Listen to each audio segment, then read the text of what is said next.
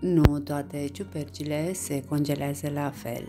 Unele se pot congela crude, altele trebuie opărite înainte de congelare, de exemplu ghebele, sau se sotează cu un pic de ulei, de exemplu pălăria șarpelui.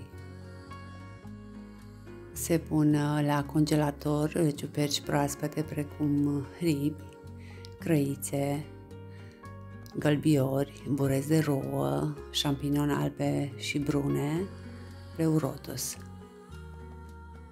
În mod ideal, ciupercile nu se spală, se curăță de pământ, de frunze și iarbă uscată și se răzuiesc ușor cu cuțitul în porțiunile mai tari și mai murdare.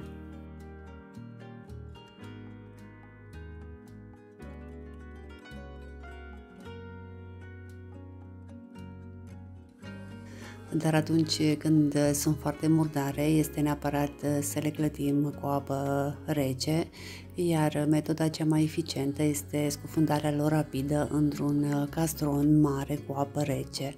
Astfel, nisipul și pământul se lasă la fundul vasului. Nu se țin foarte mult timp în apă, se trec prin jet până sunt curați, apoi se pun la scurs într-o strecurătoare. Pasul următor este zvântarea temenică a ciupercilor pe cărpe de bucătărie și tamponarea lor cu șervețele de hârtie absorbantă.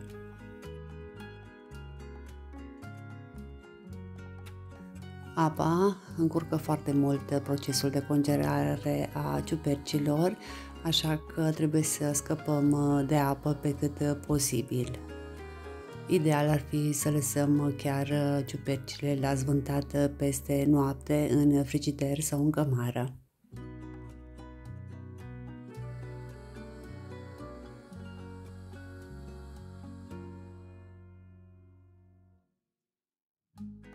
Cea mai eficientă metodă de congelare a ciupercilor este vidarea în pungi speciale.